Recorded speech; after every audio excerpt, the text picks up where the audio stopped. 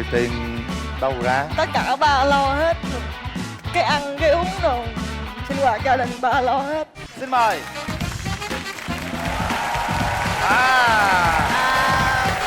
Ba chồng con dâu. Dạ. Chào chú. Dạ chào chú. Chào em. Dạ. Mời chú ngồi. Chào chị, xin mời chị ngồi ạ. Dạ, rất là bất ngờ hôm nay lại đón chào một người cha chồng và nàng dâu nữa. Xin mời chú giới thiệu về mình ạ. Tôi Vũ Đình Đông, năm nay 58 tuổi, ở quê Công An. Dạ xin mời chị ạ. Dạ, xin chào chú Quyền Linh, chào chị Lê Lộc. Em là Nguyễn Thị Nhân Hậu, em đến từ Long An ạ. Em là con dâu của ba Đông được 2 năm rồi. Dạ. 2 năm Mình rồi. có em bé chưa hả? Dạ có rồi chị. Em bé được 3 tháng rồi chị. Wow. Đây. Chúc mừng nha. Hôm nay thì cái câu chuyện này ai đăng ký tham gia chương trình vậy? Dạ con ạ. Lý do sao mà con muốn đăng ký lên chương trình? Dạ con muốn hai cha con có cuộc trò chuyện với nhau, thoải mái với nhau á, thẳng thắn nói chuyện ra hết cái gì vui buồn với nhau hết. Nhưng mà tại sao không phải là mẹ chồng mà là cha chồng? Dạ mẹ em mất rồi chị. Ồ dạ, xin chia buồn với chị ạ. Cô mất lâu chưa chú? Nay 3 năm mà. 3 năm. Em làm dâu được bao năm rồi? Dạ được 2 năm rồi. Ủa? Vậy tức là em Mẹ làm mất 1 năm rồi em rồi mới về làm dâu. mới cưới em? Dạ. Những ngày đầu tiên mà để chú chọn con dâu cho con trai mình á, chú có thấy ấn tượng điều gì không? Lần đầu tiên khi bà xã Phước thì nó có về đó nó phụ đám. Mình nghĩ là chắc bạn bè của con mình về phụ thôi. Rồi xong đám nó thời gian sau là nó mới dẫn nhau về nhà chơi. Mới hỏi con, ủa mày quen nhỏ đó hả? Nó dạ con quen ạ. Mình thấy thì con thích thì mình cũng không có gì, vì sống thời giờ nó thoải mái chút, con thích đâu mình chịu thì mình cưới cho con thôi, để cuộc sống của con đâu phải cuộc sống của mình đâu. Nhưng mà chú có ấn tượng với con dâu của mình không? Ai dâu đầu tiên nó về ai nói ai cũng giỏi giang lắm, chén bát nhà cửa của ai cũng làm được. Cũng làm được ha. Không biết là lần đầu tiên chị gặp cha chồng á, chị có ấn tượng điều gì không? Dạ lần đầu tiên gặp ba thì thấy ba rất là nghiêm nên sợ. Nhưng mà lần đầu tiên mình có nói chuyện với cha chồng nhiều không? Dạ cũng không chị, tại vì lần đầu tiên em lên đó là trúng ngay đám tang của mẹ nên em mới gặp ba lần đầu tiên rồi đó. Ủa nhà gần đó không? Nhà gần hay Dạ xa? cũng gần. Cũng gần hả? Dạ. Vậy ba em có biết là ba chồng em không? Dạ biết luôn. Biết luôn. Dạ. Chú có biết bên đó luôn hả? Biết. Vậy khi mà biết mà có thân nhau chơi với nhau không? Không có thân, chỉ người cùng xã khác áp á. Hơi khác xa áp thôi. Thì hồi ông xui ổng làm ở xã. Có ngày chứng giấy, không biết cái giấy gì nên mấy năm không có nhớ rõ. Ra ngồi chờ mà trong phòng đó thì có 2 người. Cứ ngồi chờ cũng hơi lâu, cái có một người khác tới cái đưa giấy vô cái Ông ký. không phải, cái em trai kia nó sắp tiền nó đi, nó coi hình như đợt đó một cái giấy chứng minh hay gì đó, thấy kiểu hờn trong bụng rồi nha. Vì mình cũng đi ra mình làm ở đó, người ta cũng làm ở đó, mình để hoài không ký cho mình. Không ngọc cho mình, biết làm cho người khác người thấy nó hờn trong bụng rồi. Tôi về nói với con tôi, mấy bạn làm việc thấy ghét quá. Nói bụng mình nói với con mình thôi. Mấy thằng đó mà ngồi xui toa tôi cũng chịu rồi. Người kỳ cục quá mà. Lúc con mình vậy đó. Cái ông không ký là ba cô này đúng không? Tại kia một người kia chứ không phải là qua của phải không xui. Y như là trưởng công an với phó công an vậy đó, mà hai người làm chung, kiểu ba đưa giấy tờ vô rồi, tại vì người làm trước thì làm trước, người đưa sau làm sau, nhưng mà cái người đưa sau lại làm trước. Nhưng ba con làm gì trong đó? Dạ làm công an xã, ba chứng giấy tờ đồ này kia. Thì ba con là người ký đúng không? Ba không chứng á đúng không? Dạ. Chắc lính nhưng chắc trong sếp luôn. Tốt rồi. Nói đó mà nữa làm xui tôi không làm đâu đúng không? Vậy đó. Rồi cuối cùng rồi gặp làm sao? Thì gặp thì con thương mình chịu chứ có làm sao đâu. Xui ra gặp cho cũng bình thường có vậy. Có nhắc là vụ đó không?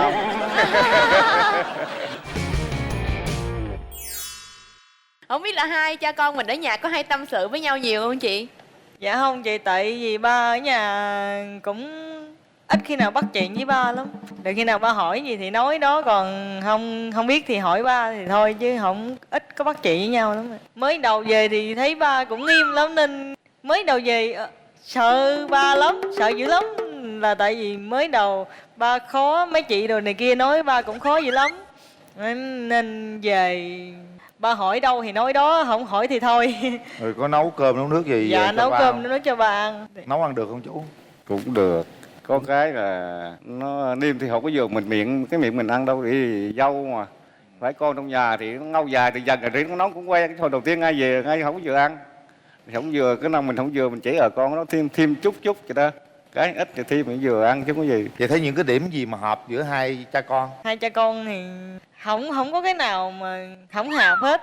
Tại cái nào như ba nói sao thì ý em cũng gần giống như vậy. Ba rồi có chăm sóc cháu không? Dạ có, ba trông còn kỹ hơn con trông nữa. Tại vì hồi đó con mới sanh xong rồi con về ở với ba luôn, chứ con không có ở với mẹ ruột con. Dạ. Dạ. Cháu là cháu trai cháu gái? Cháu trai. Cháu trai. Chứ nó không có mẹ giờ mình làm cha mình phải lo chứ giờ con. Vậy ông nội chăm sóc con cháu như thế nào? Thì tắm rửa, chỉ cho con hơi hám con cháu làm sao để chỉ cho nó hơi Hơi than, đốt than lấy hơi ấm thôi. Hơi than á hả? Dạ. Sáng ra ba đi chợ về ba coi cháu rồi chứ. Buổi sáng chú đi chợ hả? chứ ai đi. Từ ngày con về đó là ba đi chợ luôn. Trời, tội nghiệp chưa? Chứ ai đâu đi. Chú đi chợ về nấu cơm cho con dâu. Hồi mới sanh thì mình với chồng nó nấu, bữa nào chồng nấu mặn thì mình vô mình nấu. Chú nấu nhiều món không? Thì ở thôn quê cũng không có gì, cũng xào nấu hoặc là kho này kia nọ vậy thôi. Thì chú có nghiên cứu món nào để cho con gái con dâu mình là tốt cho sức khỏe rồi có sữa cho con này kia không? Cái đó nhưng mình mua xương giò hoặc là bí rợ này kia nọ vậy mình hầm củ dền đồ đó. Dạ. Cũng nghiên cứu dữ chứ bộ. Chị có những cái kỷ niệm nào đáng nhớ về ba không?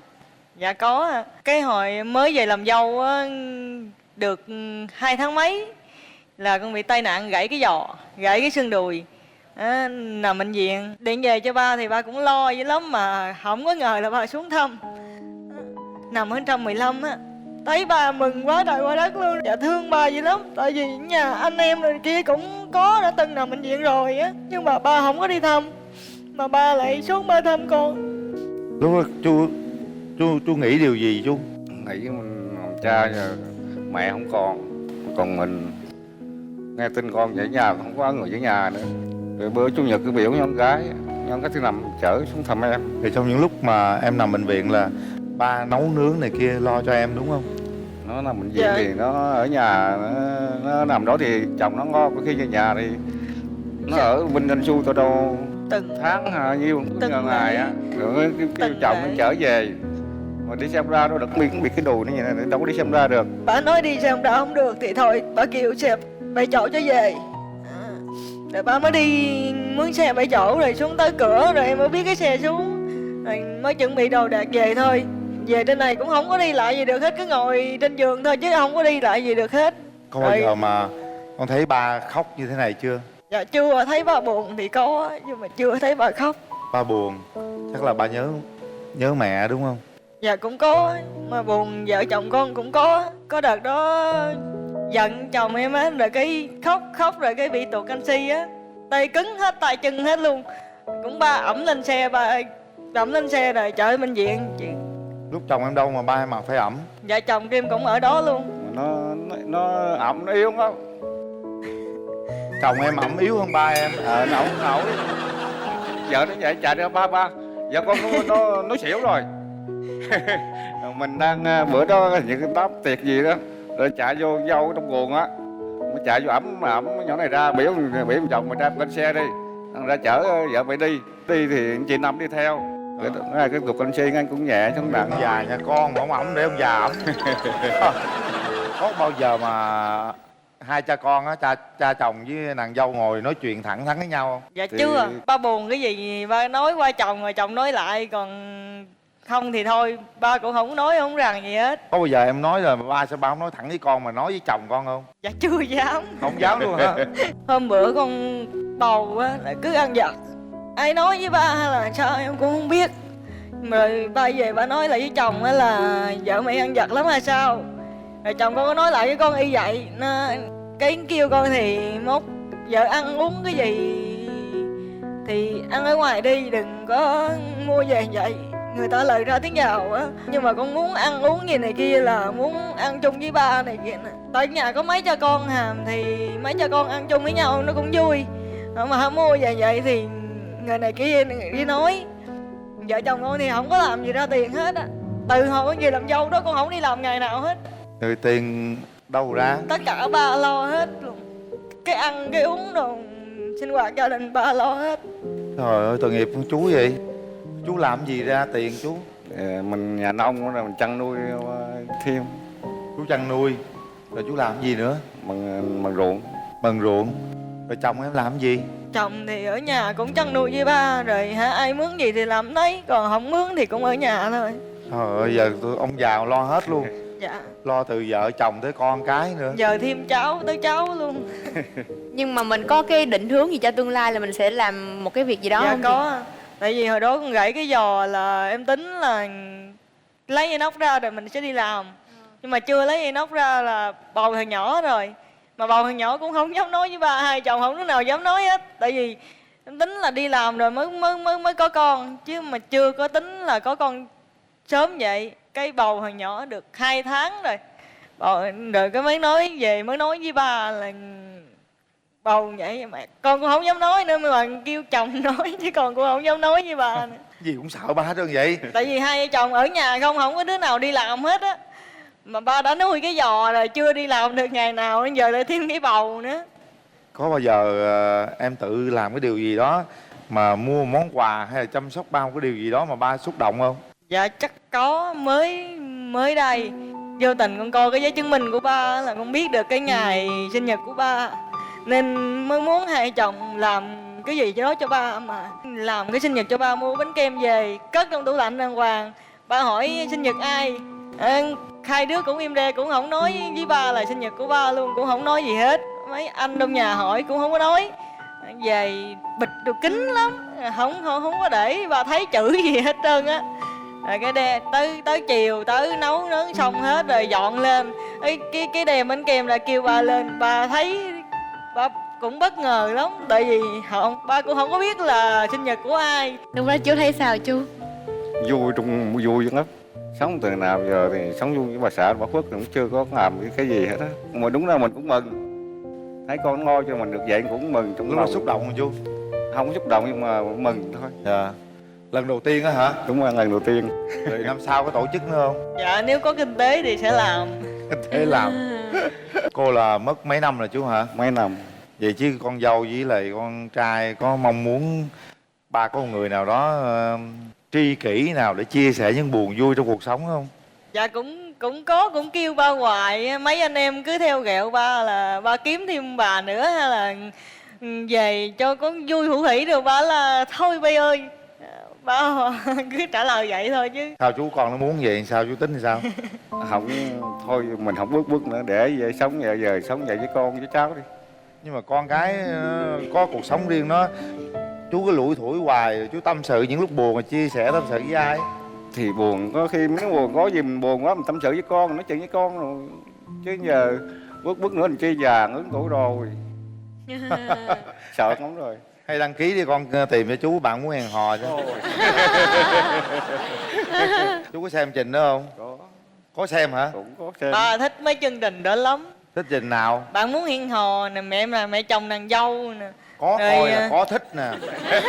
Có thích làm có kiếm nè. Rồi hôm nay trước khi mà lên truyền hình thì chồng con có gửi cho chú cái bức thư này nè ha. Dạ. Để chú đọc cho con nghe nha. Vợ em tính nóng nên làm em cũng khó xử trong những lần vợ lớn tiếng với em mà có mặt ba và các anh ở đó, nên nhiều lúc ba cũng rất buồn về chuyện này. Em có nói vợ xin lỗi ba để ba hiểu tính vợ không cố tình như vậy. Ba là tấm gương sáng để tụi con noi theo mà vươn lên trong cuộc sống. Con mong ba và vợ hiểu nhau nhiều hơn. Vợ con thì rất là thương ba, tôn trọng ba nhiều lắm, nhưng tính của vợ con vẫn nóng. Ủa, nóng lắm hả? Thương mà nóng ha. Và vợ ơi, ba rất thương vợ. Dù dâu hay rể, ba đều thương như con ruột trong gia đình. Có điều này anh muốn nói riêng với vợ là vợ ơi, chồng biết vợ sinh con và đảm đang công việc nội trợ gia đình rất là cực, nhưng vợ hãy thương chồng mà cố gắng lên nhé. Chồng muốn vợ quan tâm nhiều hơn đến gia đình, thường xuyên thăm hỏi ba nhiều hơn nữa để an ủi ba trong lúc bệnh đau. Mong vợ sống luôn vui vẻ, đừng có nghĩ ngợi gì hết. Cứ coi ba là ba ruột của mình đi. Và con cũng chúc ba sống mạnh khỏe, vui bên con cháu, yêu vợ và yêu ba nhiều lắm. Tức là chồng em muốn là em bớt cái tính nóng đi. Dạ. Mỗi lần nóng thì em làm gì? Nhiều khi bực mình quá thì hay nhằn chồng thôi chứ không có đến đổi mà la làng vậy đó. Vậy sao chồng nó nóng tính quá? Tại nóng dữ lắm. Dạ. Chồng Nhưng em mà muốn, nóng nói xong rồi thôi chứ không có ghim gút gì hết á. chồng cũng muốn em quan tâm với ba nhiều hơn nữa đó. Dạ. Tại vì em nhiều khi thấy ba buồn hay thấy ba này kia nào kia, cứ nói với chồng rồi chồng nói với ba Thấy thôi chưa? chứ Tại sao không nói với có nói với ba là vậy hay sao hết. Nói đi, bữa nay nói đi ha. Bây giờ thế này nè, đứng lên nói đi. Đó, đứng đâu, đứng cái bên nào đó, nói đi, muốn nói gì nói với ba chồng đi. Con muốn ba cứ coi con như con ruột của ba vậy á. Ba cứ có buồn có vui gì giận con cái gì ba cứ nói thẳng với con hết. Con thương ba vậy lắm mà con không có dám nói. Hỡi con nói ra thì con sợ lắm. Thì là tới sau này có cái chuyện gì buồn vui con cứ nói thẳng cho ba biết là mà giải tỏa trong người ra, chứ con nói thinh con không nói sao ba biết được. Ba thương con như con gái trong nhà thôi, con đừng có nghĩ ngợi nhiều hết đó á. Có gì tâm sự với ba ngồi cho tụi con Dạ vậy nhân thôi. đây con cũng xin lỗi ba. Mấy lần rồi con sai con biết, con nóng hai chồng con cãi nhau ba giận con biết. Đây con xin lỗi ba bỏ qua hết với vợ chồng con. Rồi chuyện qua rồi thôi, ba bỏ qua, ba có nghĩ gì đâu. Ba muốn con cái gì không? Muốn con dâu thay đổi gì không? Thì nói sống với mình thì thấy cũng được, nhưng mà tôi mong muốn là vợ chồng cứ hai vợ chồng con là cứ sống hạnh phúc, mà đó là niềm vui của cha mẹ rồi. Con nói vậy thôi. Con nói con thương ba nhiều lắm ha. Nói đi. Dạ con thương ba nhiều lắm. Con thương ba như ba ruột của con vậy á. Rồi được rồi.